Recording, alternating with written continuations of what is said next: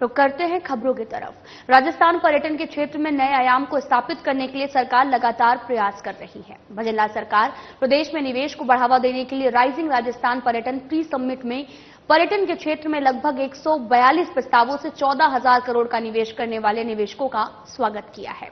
इस दौरान सीएम भजनलाल शर्मा ने निवेशकों को संबोधित किया। देखिए हमारी इस खास रिपोर्ट में।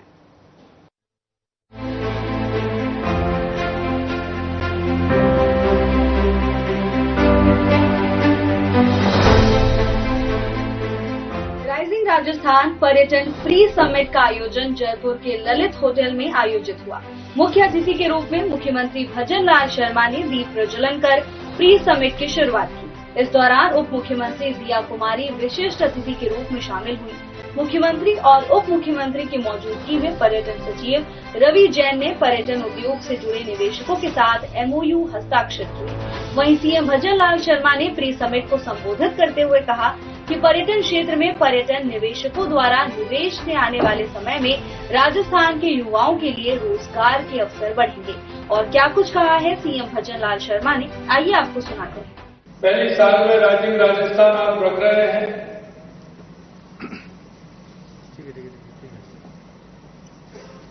कैसे हो पाएगा, समय कम है, लोगों के समय 3-3, 4-4, 5-5 महीने पहले, 6 महीने पहले बुक हो जाते हैं। हमने कहा ये राजस्थान की धरती है, ये शक्ति और भक्ति की धरती है, ये समर्पण की धरती है।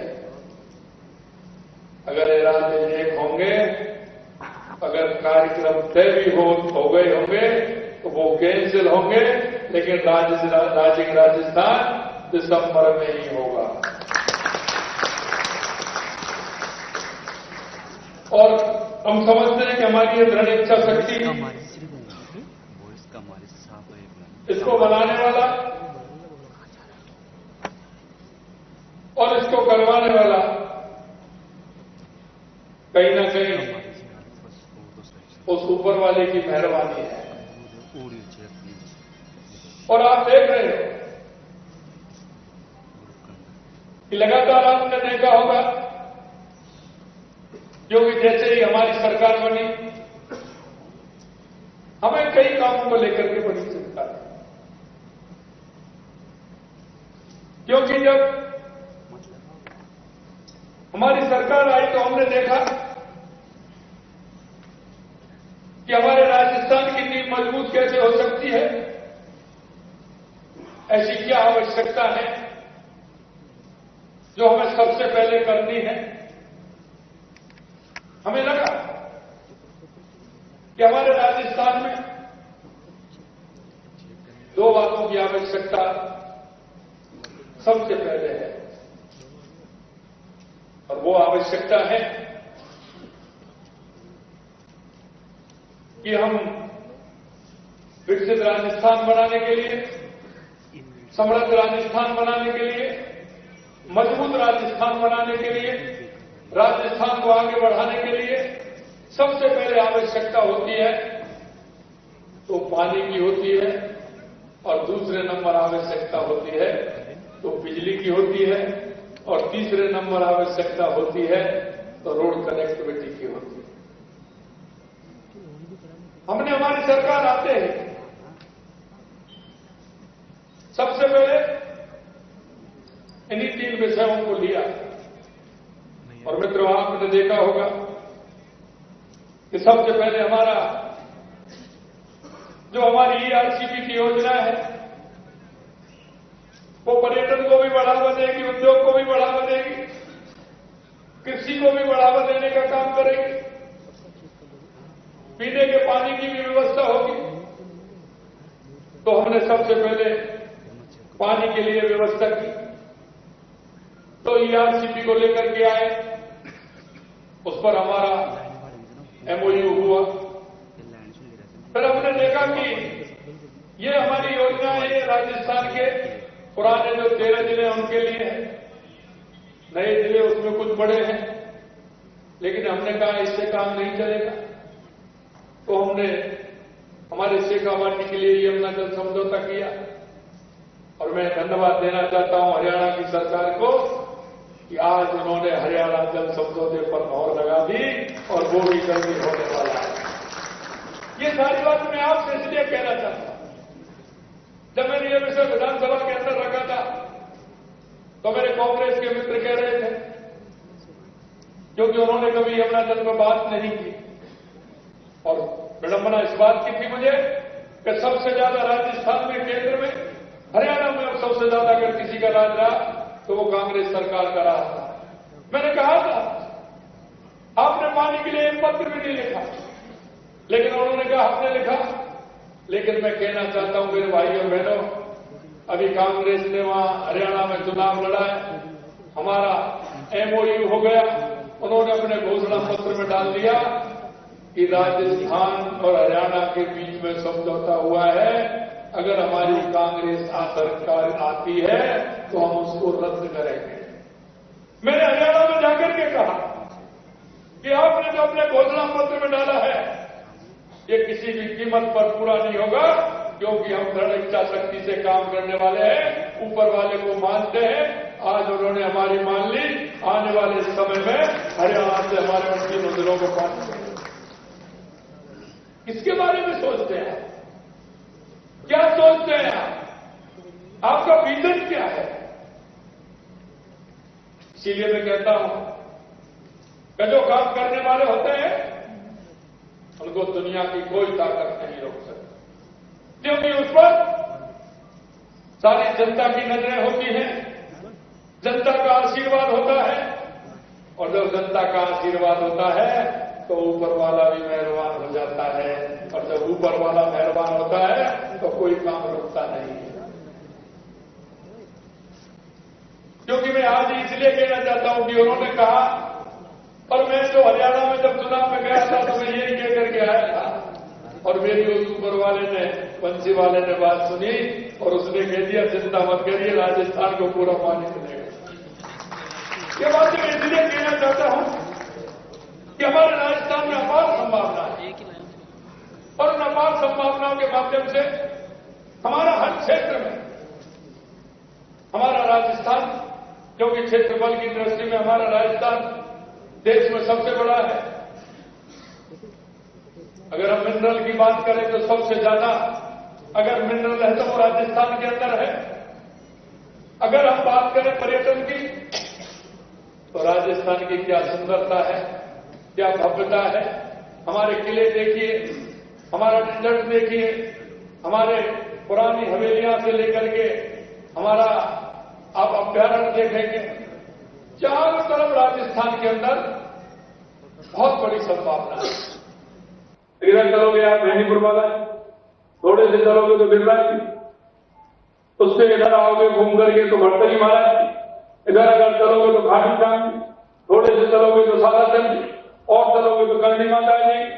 आप देखिए हमारे सालासर बालाजी से लेकर के, हमारे श्रीनाथ जी से लेकर के, सामरिया सेठ जी से लेकर के कितने हमारी माता है, कितना हमारा त्रिपुरा सुंदरी, बेणेश्वर धाम, सीता अभ्यारण्य, कितना हमारा पर्यटन।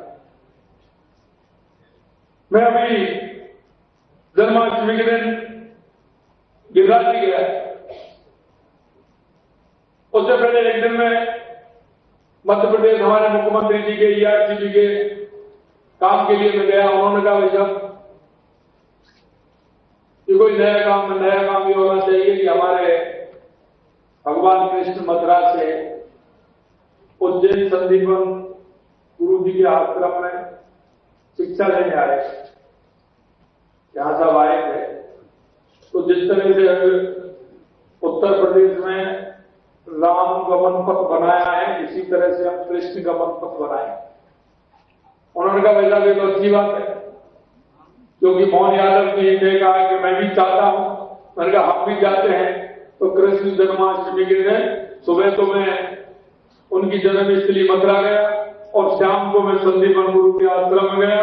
उन्होंने वहां घोषणा की, हमने यहाँ घोषणा की कि हम कृष्ण गमन पथ बनाएंगे, तो भगवान मथुरा से लेकर के भरतपुर होते हुए करौली होते हुए, कोटा होते हुए, झालावाड़ होते हुए उज्जैन गए थे।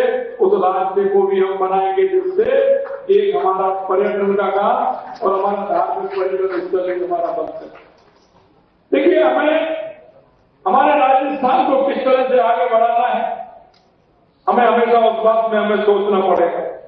और इसलिए मैं कहना चाहता हूं, और मैंने जैसा बताया, हमारे बहुत ये है कि आपने देखा होगा कि कई स्थल तो हमारे ऐसे हैं जिनको हम ठीक प्रकार से अगर उनका हम डेवलपमेंट करेंगे तो हमारे पर्यटक, हर तीसरा पर्यटक में आता है।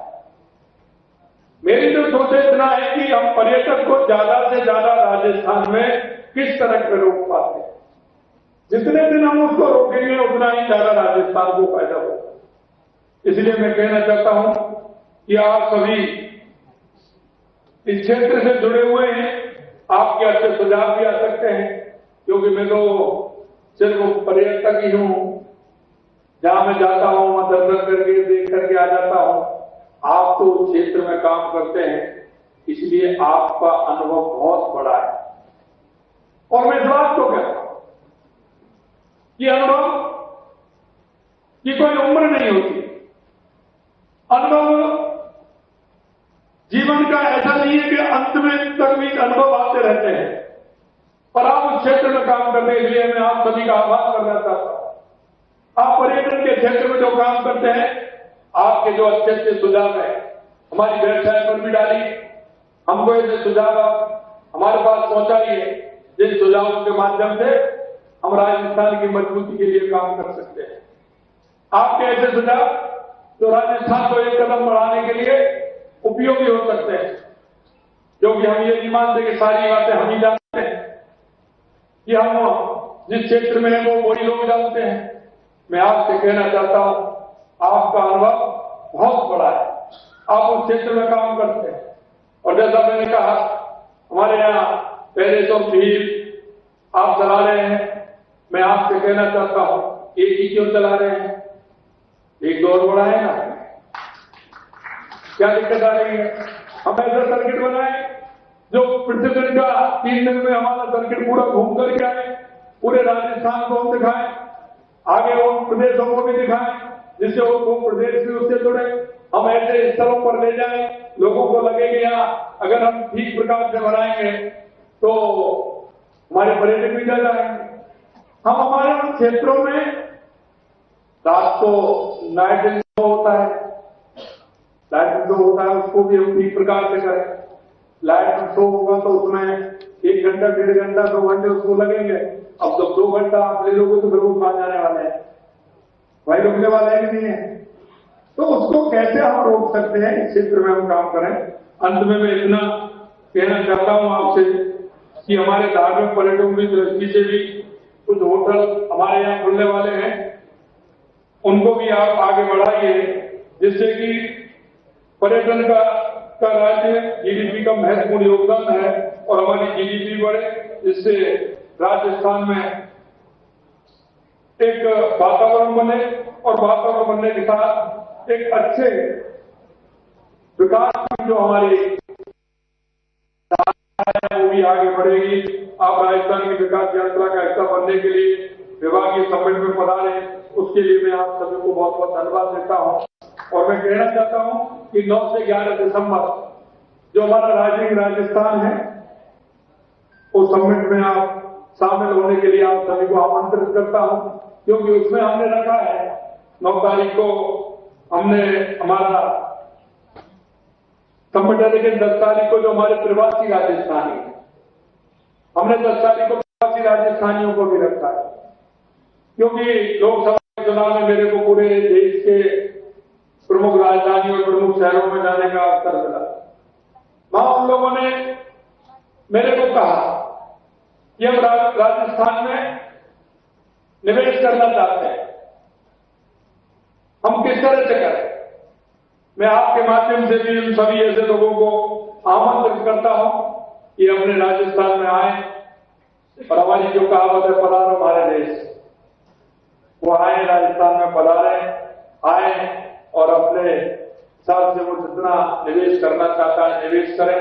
अंत में एक ही बात मैं कहूंगा कि आपके जो सुझाव है उन सुझावों से हमारा राजस्थान लाभान्वित हो। ऐसे सुझाव आपके महत्वपूर्ण हैं, उन सुझावों को भी दीजिएगा और राजस्थान के पर्यटन के क्षेत्र में आप सभी भारतीय हैं, राजस्थान को आगे बढ़ाने में आपका सहयोग मिले, इसी आशा और विश्वास के साथ उन्हें आप सभी को बहुत बहुत धन्यवाद। जय हिंद, जय भारत, जय राजस्थान। वहीं पर्यटन विभाग के प्री समिट में उप मुख्यमंत्री दिया कुमारी भी पहुंची और प्रदेश में निवेश करने वाले निवेशकों का राजस्थान में स्वागत किया। उप मुख्यमंत्री दिया कुमारी ने कहा कि पर्यटन के क्षेत्र में लगभग 142 प्रस्तावों से 14,000 करोड़ का निवेश करने वाले निवेशकों का राजस्थान में स्वागत है। उन्होंने कहा कि प्रधानमंत्री नरेंद्र मोदी के विकसित भारत के विजन के अनुसार मुख्यमंत्री भजन लाल शर्मा के नेतृत्व में राज्य सरकार निवेश प्रस्तावों को धरातल पर लाकर पर्यटन में ही नहीं बल्कि हर क्षेत्र में राजस्थान को नंबर 1 राज्य बनाएगी। राइजिंग राजस्थान पर्यटन प्री समिट के माध्यम से राजस्थान सरकार निवेशकों को प्रदेश में निवेश के लिए स्वागत किया है। इस समिट से निवेशकों के साथ साथ राजस्थान के युवाओं को भी लाभ मिलेगा। राजस्थान में पर्यटन के नए द्वार खुलेंगे। इस आयोजन से राजस्थान के पर्यटन को नई ऊंचाइयां मिलेंगी। ब्यूरो रिपोर्ट, साधना प्लस न्यूज।